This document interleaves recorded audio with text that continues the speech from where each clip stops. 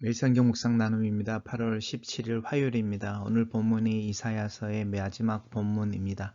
이사야서 66장 15절에서 24절을 묵상합니다. 오늘의 본문입니다.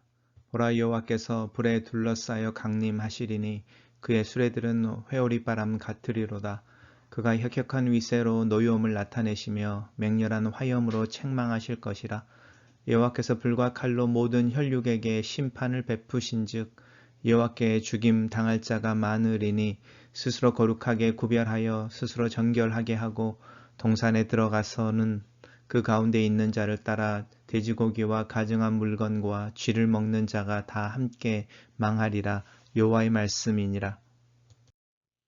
내가 그들의 행위와 사상을 아노라. 때가 이르면 문 나라와 언어가 다른 민족들을 모으리니 그들이 와서 나의 영광을 볼 것이며 내가 그들 가운데서 징조를 세워 그들 가운데에서 도피한 자를 여러 나라 곧 다시스와 뿔과 활을 당기는 룻과 미투발과 야완과 또 나의 명성을 듣지도 못하고 나의 영광을 보지도 못한 먼 섬들로 보내리니 그들이 나의 영광을 문 나라에게 전파하리라. 나 여호와가 말하노라. 이스라엘 자손이 예물을 깨끗한 그릇에 담아 여호와의 집에 드림같이 그들이 너희 모든 형제를 문 나라에서 나의 성산 예루살렘으로 말과 수레와 교자와 노새와 낙타를 태워다가 여호와께 예물로 드릴 것이요 나는 그 가운데서 택하여 제사장과 레위인을 삼으리라. 여호와의 말이니라. 내가 지을 새 하늘과 새 땅이 내 앞에 항상 있는 것 같이 너희 자손과 너희의 이름이 항상 있으리라. 여호와의 말이니라. 여호와가 말하노라. 매월 초 하루와 매 안식일에 모든 혈육이 내 앞에 나와서 예배하리라.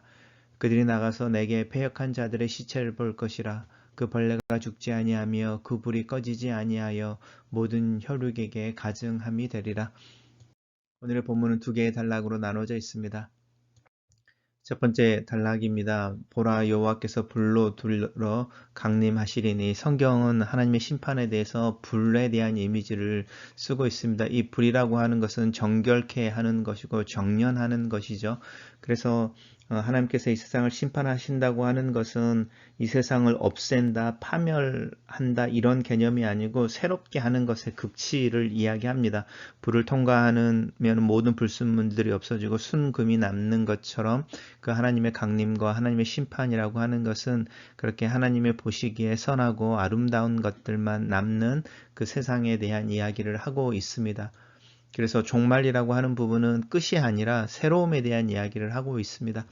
그의 수레들은 회오리 바람과 같으리로라 라고 하나님께서 임하시는 모습에 대해서 이야기하고 있고, 그날에 하나님께서 노여움을 나타내시고 맹렬한 화염으로 책망하실 것이다. 이 부분들이 다 이 소위 말하는 불순물과 같은 것들에 대한 하나님의 불태워 버리시는 그 심판에 대한 이야기를 하고 있습니다. 결국은 이 불과 칼로 모든 혈육의 심판을 베풀 때에 그 어울리지 않아서 사라지는 자들이 많이 있을 것에 대한 이야기를 하고 있고, 또 스스로 구별하여 거룩하게 하고 스스로 정결하게 하고 동산에 들어가서 그 가운데 있는 자를 따라 돼지고기와 가증한 물건과 쥐를 먹는 자가 다 함께 망하리라 라고 말하고 있는데, 이 부분이 이제 이사야가 말하고 있는 부분 중에 굉장히 흥미로운 부분입니다. 분명히 종교적이죠. 스스로를 구별하고 스스로를 정결하게 하고, 그렇지만 그 자기를 구별하고 정결하게 하는 것, 그리고 동산이라고 하는 이 세상으로부터 분리되어져서 자신의 정결함을 지키기 위해 분리를 선택하는데, 그 사람들이 오히려 그들을 리더하는 그 리더에 미혹되어져서 하나님이 가증하게 여기는 것, 정결하지 않다고 하는 것을 먹고 행하는 모습으로 나타나는 것이죠. 이것은 신약으로 놓으면 적그리스도라고 이야기할 수도 있고, 하나님을 대적하는 어떤 종교적인, 굉장히 종교적이고 또 이 세상의 다른 삶을 이야기하고 있는데 사실 미혹된 자들인 경우들에 대한 이야기를 하고 있습니다. 이런 이야기들이 대표적으로는 말세에 대한 이야기를 하고 종말에 대한 이야기를 할 때 오히려 하나님의 영광을 드러내기보다는 그 종말에 대한 어떤 가르침을 베푸는 자를 따라 이렇게 미혹되어져서 자신들의 재산들을 다 팔고 어디론가 숨어버리는 사람들인데, 사실은 그 사람들이 하나님 앞에서 정결된 삶을 또 종말의 깨끗한 자로 드러나기를 원하지만 사실은 미혹된 자, 속임을 당하는 자로 나타나는 것을 우리가 뭐 이렇게 다미선교회라든지 이런 것들을 통해서 보아왔는데 그런 부류의 사람들에 대해서 이야기하고 있다고 할 수 있습니다. 단락을 요약해 보겠습니다. 하나님께서 불로 임하시는 날 그 노여움과 진노가 세상을 심판하실 것이다. 이렇게 요약했습니다. 마지막 단락입니다. 두 번째 단락에서는 하나님께서 그들의 행위와 세상을 안다라고 말하는 그 앞 단락에서 첫 번째 단락에서 이야기하는 스스로를 정결하게 하고 구별하여 거룩하게 하고 동산에 들어가서 자신들을 이 세상으로부터 구별하여 정결하기를 원하지만 사실은 미혹되어져서 하나님이 아닌 다른 존재를 따르고 있는 또 다른 형태의 종교적인 열심이 우상을 숭배하게 하는 그렇지만 그 미혹된 것을 깨닫지 못하는 그들에 대한 이야기를 하고 있습니다. 하지만 때가 이르면은 자기 열심으로 자기가 만든 신을 섬기고 자기가 만든 사상 속에서 오히려 하나님을 버리는 그런 부류의 사람들이 아니라 문 나라와 언어가 다른 민족들 가운데 이방인들 가운데 하나님의 영광을 보게 될 것이다. 그리고 그들 가운데 징조를 세워서 도피한 자들을 데리고 오게 할 거라는 거죠. 하나님의 명성을 듣지도 못하고 하나님의 영광을 보지도 못했던 많은 사람들에게 복음이 전파되어지고 오히려 하나님의 영광이 문 나라에 전파되어진다. 사실은 이 이사야 예언이 우리에게 적용되어져 있죠. 우리가 하나님에 대해서 알지 못했고 예수 그리스도에 대해 알지 못하는 동방의 작은 도시 그 나라였지만 저희들에게까지 복음이 전파되어지고 우리가 하나님의 나라의 백성으로 드러나고 교회가 세워지고 이제는 선교를 이야기하고 이런 모습으로 나타나는 것들을 볼 때 사실은 이사야서에서 이야기하고 있는 이 종말의 모습이 예수 그리스도를 통해서 21세기를 사는 우리에게 현실로 적용되고 있음을 알 수 있습니다.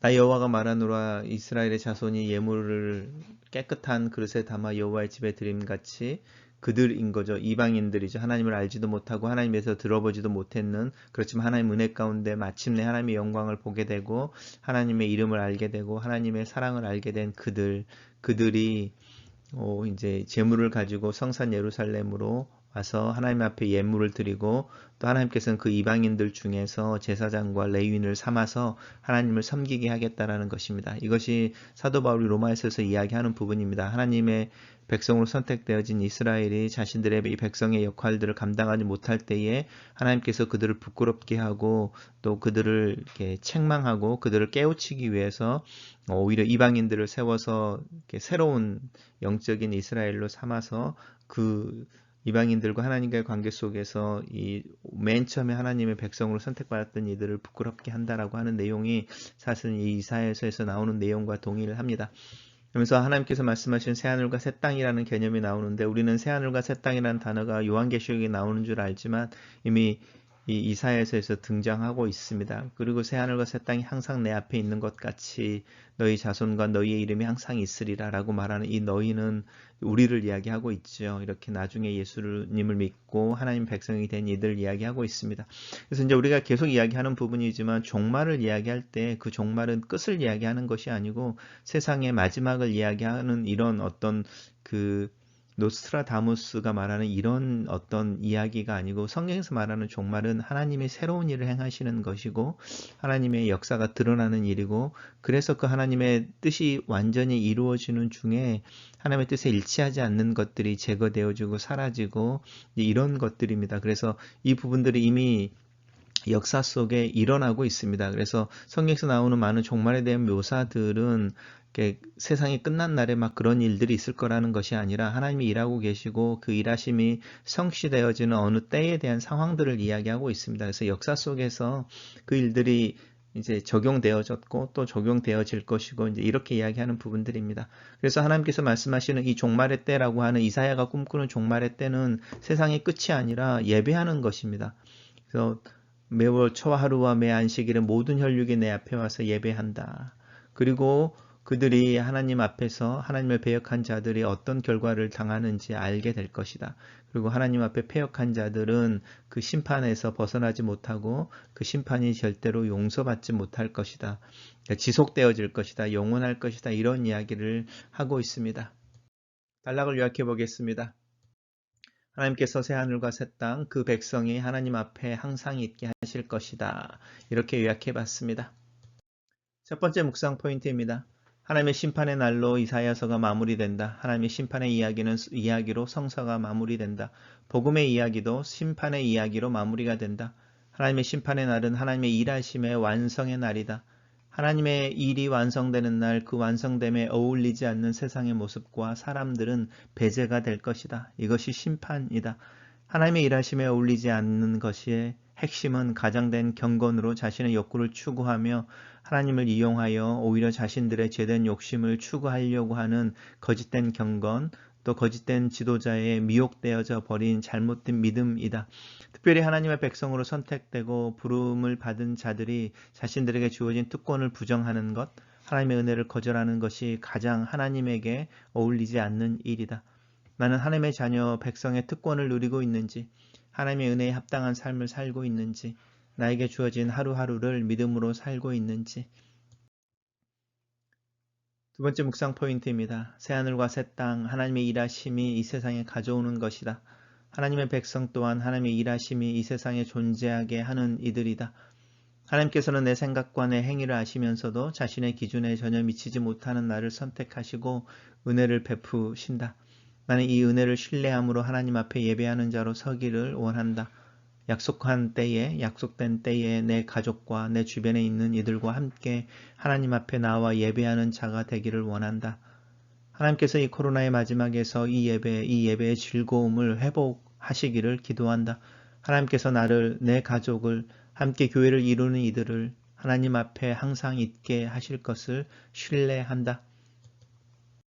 글로 쓰는 기도입니다. 하나님의 일하심을, 또 일하시는 은혜를 찬양합니다. 천지를 만드신 분께서 지금도 일하시고 만물을 새롭게 하시는 것을 찬양합니다. 하나님의 일하심이 예수 그리스도 안에서 하나님의 사랑을 드러내고 하나님의 일하심이 나에게 미쳐 나로 예수를 그리스도라 고백하게 하고 그리스도 안에서 하나님의 자녀의 삶을 사모하게 하시는 것을 감사합니다. 새하늘과 새 땅이 이 땅에 임하고 이 세상이 온전히 새로워지며 하나님의 은혜와 영광으로 가득 차는 날, 그 날에 어울리는 자로 오늘을 살기를 원합니다. 내 능력 없음과 자격 없음을 아시는 하나님께서 그 하나님께 내 모습을 숨기지 않고 내어놓습니다. 나를 통해 일하시고 내 연약함을 통하여 일하시옵소서. 그리고 나를 성령으로 새롭게 하시옵소서. 예수님 이름으로 기도합니다. 아멘.